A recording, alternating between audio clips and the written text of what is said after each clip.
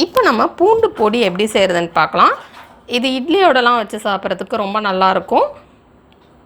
இதை செய்கிறதுக்கு ஃபஸ்ட்டு நம்ம உளுந்து எடுத்துக்கலாம். 1/2 கப் உளுந்து எடுத்துக்கலாம்.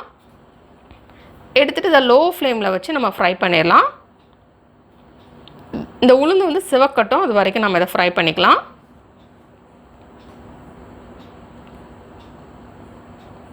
இப்போ இது சிவந்துருச்சு. இப்போ இதை தனியாக ஒரு பிளேட்டில் எடுத்து வச்சிடலாம்.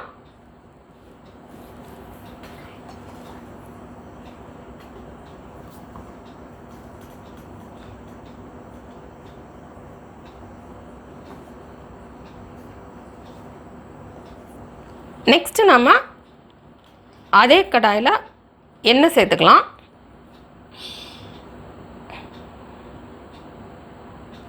ரெண்டு டீஸ்பூன் எண்ணெய் சேர்த்துக்கலாம்.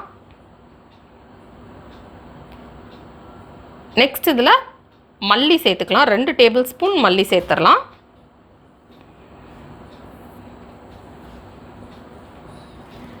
சேர்த்துட்டு இதையும் லோ ஃப்ளேமில் வச்சு ஃப்ரை பண்ணிடலாம். இது லேசாக கலர் சேஞ்ச் ஆகட்டும், அது வரைக்கும் நம்ம இதை ஃப்ரை பண்ணிக்கலாம். இது கூட ஒரு சின்ன துண்டு பெருங்காயம் சேர்த்துக்கலாம். இதில் வந்து தூள் பெருங்காயம் சேர்க்குறதா இருந்தால் நம்ம இதில் ஃப்ரை பண்ண தேவையில்லை, அதை டேரெக்டாகவே நம்ம அரைக்கிறப்போ சேர்த்துக்கலாம். இதில் கட்டி பெருங்காயம் சேர்க்குறதா இருந்தால் அதையும் இதில் சேர்த்து ஃப்ரை பண்ணிடலாம்.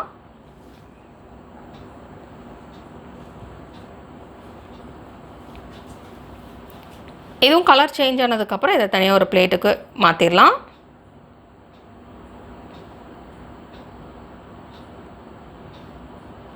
இதில் எல்லாமே வந்து லோ ஃப்ளேமில் வச்சு தான் ஃப்ரை பண்ணணும்.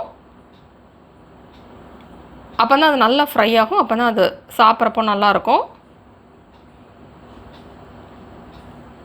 நெக்ஸ்ட் இதில் தேவையான அளவு எண்ணெய் சேர்த்துட்டு நம்ம இதில் 1 கப் பூண்டு சேர்த்துக்கலாம். இதை வந்து நல்லா தட்டி சேர்த்துடலாம். அப்போ தான் இது நல்லா ஃப்ரை ஆகும். அப்படியே சேர்த்தோன்னா இது உள்ள வரைக்கும் ஃப்ரை ஆகாது. இதை வந்து நல்லா லோ ஃப்ளேமில் வச்சு ஃப்ரை பண்ணலாம். இது நல்லா ஃப்ரை ஆகணும். இது நல்லா ஃப்ரை ஆகலை அப்படின்னா சீக்கிரமாக கெட்டு போயிடும். அதனால் நல்லா இதை ஃப்ரை பண்ணிக்கணும். எல்லாமே உள்ள வரைக்கும் நல்லா ஃப்ரை ஆகிருக்கணும். அதனால் எவ்வளோ தட்ட முடியுமோ சின்ன சின்ன துண்டாக நம்ம தட்டி சேர்த்துடலாம். இது நல்லா ஃப்ரை ஆனதுக்கப்புறம் இதையும் நம்ம தனியாக ஒரு பிளேட்டுக்கு ட்ரான்ஸ்ஃபர் பண்ணிடலாம்.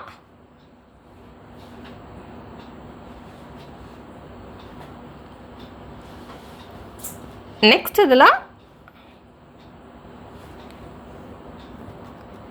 நம்ம தேவையான அளவு எண்ணெய் சேர்த்துக்கிடலாம்.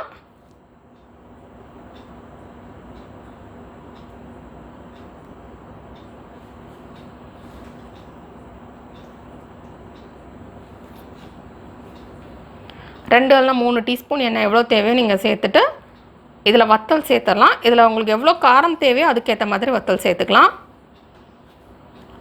20லேருந்து 30 வரைக்கும் வத்தல் சேர்த்துக்கலாம். நல்லா காரமாக வேணும் அப்படின்னா நம்ம 30 வத்தல் சேர்த்துக்கலாம். இது காரத்துக்கு வத்தல் சேர்த்து நம்ம இதை ஃப்ரை பண்ணிக்கலாம். இந்த வத்தலும் லேசாக கலர் சேஞ்ச் ஆனதுக்கப்புறம் இதை அப்படியே ஒரு பிளேட்டில் ட்ரான்ஸ்ஃபர் பண்ணிடலாம்.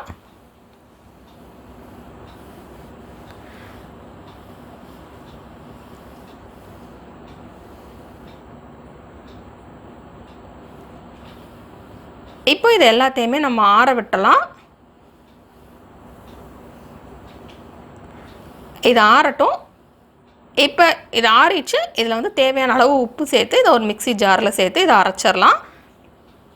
இது வந்து நல்லா ஒரு ட்ரையாக இருக்கக்கூடிய பாட்டிலில் ஸ்டோர் பண்ணிடலாம். 2 வாரம் வரைக்கும் இதை வெளியே வச்சுருக்கலாம். அதுக்கப்புறம் வந்து நம்ம ரொம்ப நாள் நீங்கள் யூஸ் பண்ண போகிறதா இருந்தால் இதை ஃப்ரிட்ஜில் வச்சே யூஸ் பண்ணுங்கள். ஏன்னா அந்த பூண்டு சேர்த்துருக்கனால கெட்டு போக வாய்ப்பு இருக்குது. இந்த ரெசிபி நீங்கள் வீட்டில் ட்ரை பண்ணி பாருங்கள். எப்படி இருக்குது அப்படின்றத கீழே உள்ள கமெண்ட்ஸ் பாக்ஸில் மறக்காமல் சொல்லுங்கள்.